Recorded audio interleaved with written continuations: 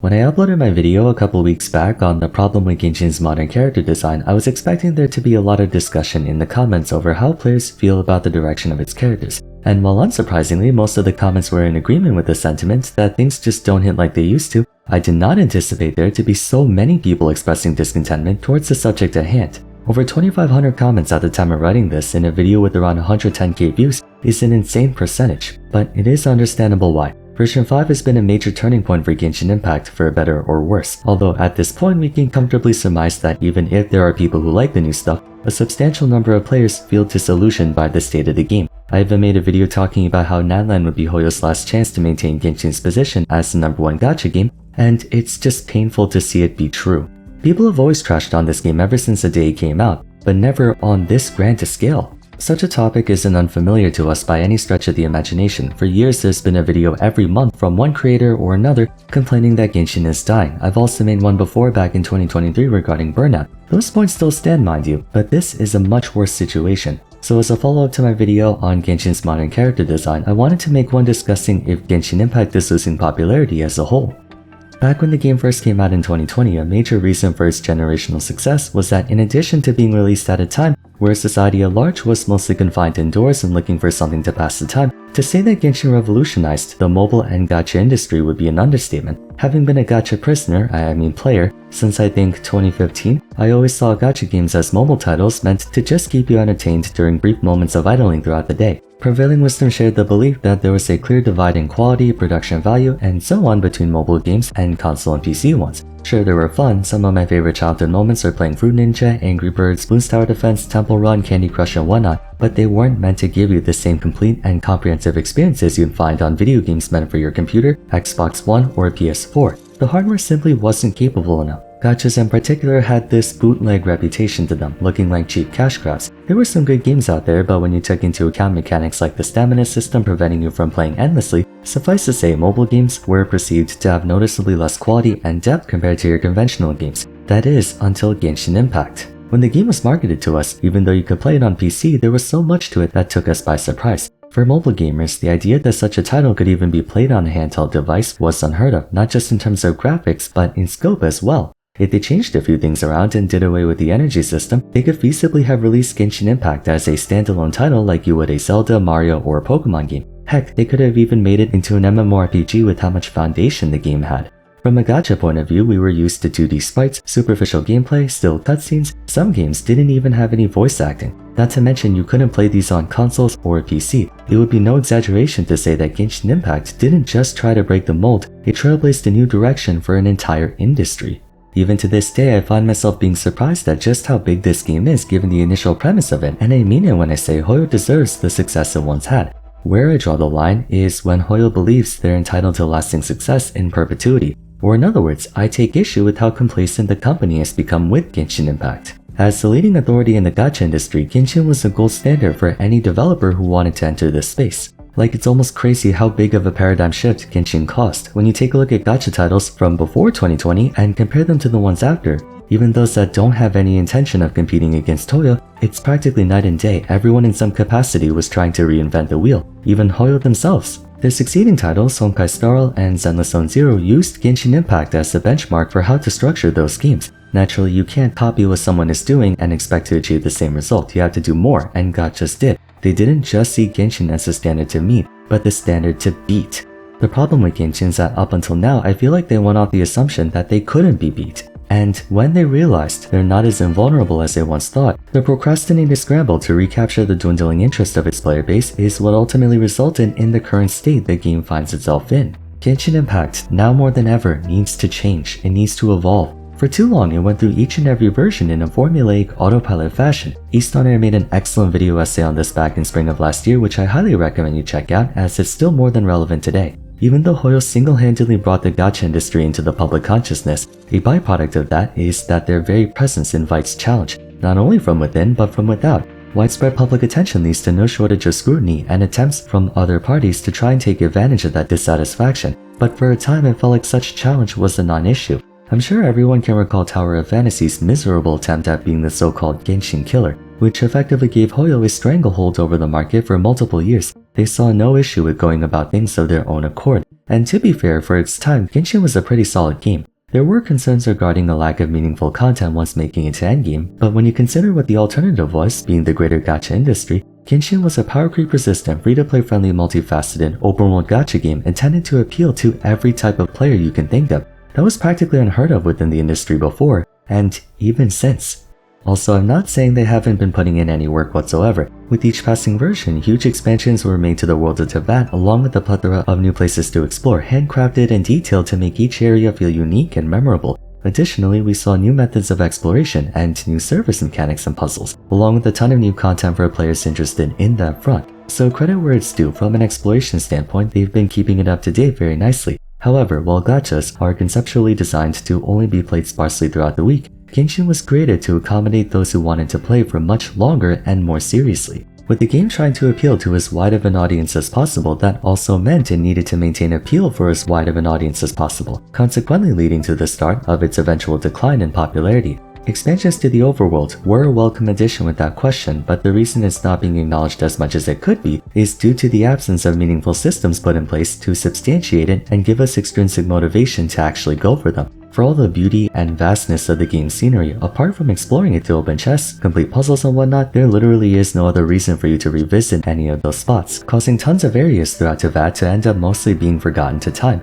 Events could potentially do so, but therein lies another problem. Genshin's events did little more than present ephemeral ways to kill time. Most if not all their flagship events rarely if ever add more to the game in a permanent lasting way, and while some of them may give us an engaging story bit for a character or two, that only appeals to one part of the widespread player base. Beyond the scope of there being more to explore, the day-to-day experience of Genshin has not changed at all in the 4.5 years it's been out, because anything they do implement is either more of the same that we've been doing, or something new but only for a short period of time. Their constant negligence towards expanding on all aspects of the game was called out on several times in the past, but hardly any action was taken towards it since that would obviously require more resources, manpower, and wherewithal, and Hoyo found no sense of urgency in doing so when there was nothing that could pose a threat to their bottom line. Even so, the lack of care for evolving and expanding on Genshin Impact has only grown more and more pronounced. Players took notice of all the things the game either did not implement or implemented poorly and kept them in mind, causing them to be hyper-conscious of it when competing titles eventually came out.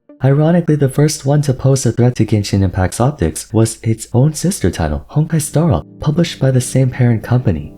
Up until midway through version 3, Hoyo expressed little interest in changing their content formula, as evident by version 3's event cycle releasing in the same exact format as version 2, which released in the same exact format as version 1. The only difference in gameplay we had was Dendro, which in fairness did serve to increase their capabilities, but if you recall, around this time is when players started to get bothered by the total lack of significance in the latter half of Genshin's versions. Nothing but filler content after filler that did very little to expand on the game in a lasting way. Putting it simply, players were starting to get bored, fed up with the status quo with little interest expressed by the developers to change it. The only expansion that took place was to overworld exploration, but again, exploring every nook and cranny of the map is an area of interest that only a portion of the player base cares to look into. 2023 and 2024 saw the release of multiple titles carrying production value and quality on par with Genshin Impact. Furthermore, after 3 years of dominance, smaller mobile titles began to push for better gameplay quality as well. What initially set Genshin apart as the mind of innovation has now become par for the course. Essentially, the competition caught up to Genshin and players are quick to take notice. From day one of Honkai Star Rail being released, the first thing everyone did, myself included, was take notice at how familiar the systems were to its predecessor, which only made the differences more conspicuous. For instance, the existence of better quality of life adjustments, including gestures of goodwill like free stuff and rewards and whatnot. Then Honkai Star Rail sought to give actual meaningful care for its endgame, presenting multiple different modes that allow for a much more dynamically challenging metagame. Granted, that was the only thing they could really work on given the lack of exploration in the game. Of course, I'd be remiss to not mention the infamous Genshin Can Never meme that spawned in early 2024 after realizing just how much more attentive to detail and player feedback Star Rail's dev team was compared to Genshin.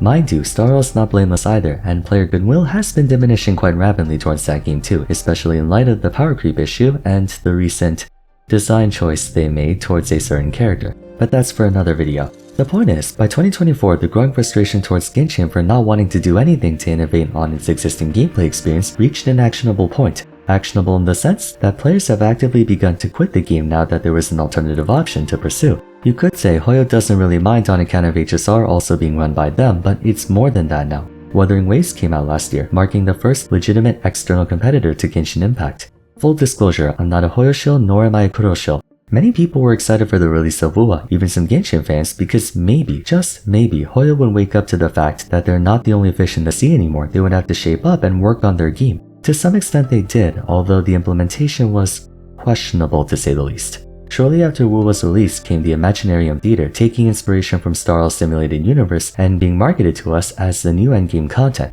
Excitement towards the game finally receiving lasting endgame content after nearly 4 years came to a screeching halt at the frankly awful execution of the concept. Even though improvements have been made in subsequent cycles, the message was loud and clear. Much of the community suspected they scrambled to quickly release something out of concern for Genshin losing a significant number of players to emerging titles, not only from their own portfolio like HSR and CCZ, but now even Wuwa, among other games. This might be a hot take, but Imaginarium felt more like a PR stunt than a well-mapped out, well-tested, well-conceptualized, and well-implemented game mode. I honestly don't even do it because of how tedious it is. Suffice to say, patience has begun to run out for the game. Following yet another series of disappointing filler patches of version 4, player interest in the game was at an all-time low. Sales were down, viewing interest was down, and people were busy checking out all the new stuff going on during the summer. As far as gameplay quality and such goes, the gacha industry caught up to Genshin, except other titles expressed more interest and care to do more than just the bare minimum. All the while, Genshin was stagnating, expanding more on the game, yes, but doing so in haphazard or temporary ways that did very little, if anything, to improve on the game's overall experience for all types of players. Again, exploration fans were eating well. Everyone else, not so much, but remaining fans of the game were optimistic that Nadland would make a big difference. Oh, it certainly made a difference, but not in the way it should have.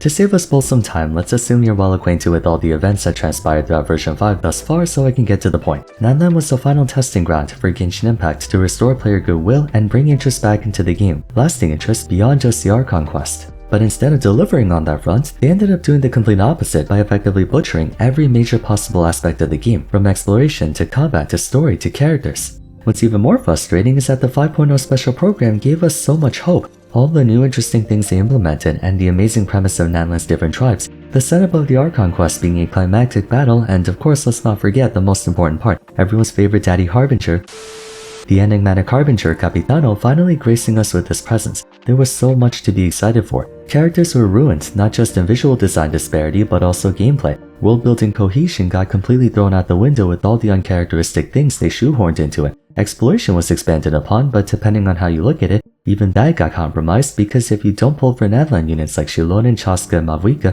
trying to navigate Nadland's terrain becomes a major hassle. Combat-wise, the game has begun to inflate in power for no discernible reason, with characters becoming stronger purely for the sake of boosting sales, as the content to this day has not really evolved all that much. It just feels like they're throwing random stuff at the game without proper planning and foresight. Any new features they add or the attempts to appeal to the crowd come off as contrived and hollow because it's demonstrably clear Hoyo isn't doing this for the sake of improving and building on a game that has brought them so much, but merely just to draw appeal or to squeeze out more from the player base that still remains. The game has no sense of direction anymore, and people are growing exhausted of it. Statistically, Genshin Impact might still be the biggest gacha game to date, but I can't help but feel like Hoyo just gave up on it. It's the same formulaic autopilot approach they've been doing for the past 4 years, just with a new coat of paint over it every year. Only now it's been polluted by nonsensical character design, forced gimmicks, and an even more stagnant day-to-day gameplay experience. I don't think it's a coincidence that so many big-time gacha games got released in 2024 and are about to release in this year and next year. Wuwa and CCZ aside, there's Ash Echoes, Girls Frontline Exilium, Infinity Nikki, Azure Promilia, Project Mugen, Neverness Tavernus, Arknight's Enfield to name a few. Even if none of these games get anywhere close to Genshin in size, they still fracture a number of Genshin's players, who may never come back to the game. The controversial reception towards version 5 coupled with the anticipated release of multiple new games will continue to chip away at public opinion towards Genshin, and if they don't do something soon, I wouldn't be surprised if version 6, the long anticipated advent of Snezhnaya, doesn't even pique player interest for more than like a month. It might be exciting for a patch or two, but with the game not having evolved in a substantial way for almost 5 years, what's the point? Gotta say, it's frustrating to see this happen. When a company becomes so complacent, they begin to take their success for granted and let a game fester until it eventually rots. Nadland, and by extension version 5, had so much potential to be the saving grace that puts Genshin back on top for players, but it's just more of the same vapid and superficial crap. Whether you're someone who enjoys Nadland's character design and the story, or someone who hates it, I think we can all agree that Genshin needs to change in some way, shape, or form, every way, shape, or form. It needs something new and refreshing to set the game in a different direction than where it's going now. We need actual endgame content that challenges us in a way that's rewarding and fair. We need meaningful story developments and plot progression that keeps us interested in the game long after the end of each version's Archon quest. We need more quality of life updates like being able to replay old events out the same way other games do. We need updates to systems like the standard banner. We need flagship events that aren't just a bunch of minigames. The game has to evolve. It's been doing the same shit for far too long. Genshin Impact has so much potential to be one of the best games of all time, but Hoyo refuses to actualize that potential. I just wish they cared. Genshin doesn't have to be the biggest gacha game. Ever since Pokemon TCG came out, there's no way they can compete against friggin' Nintendo. But I wish the devs cared. Not boilerplate we hear you platitudes, actually care. It's become abundantly clear they just don't care anymore. The game won't die, but it's just sad to see what it could have been. What do you guys think about this? Do you feel like the game still has a chance, or has Genshin run out of second chances? You're welcome to share in the comments down below. I do apologize for the depressing tone throughout the video, I just felt like it needed to be said. That's it for today though, so if you enjoyed the video, I'd appreciate it if you love to like and subscribe. Don't forget to follow me on Twitter at Vars, join my Discord server, and be sure to check out my discussion on Genshin Impact's modern character design if you haven't yet. But till next time, thanks so much for watching, and I look forward to seeing you again soon. Take care.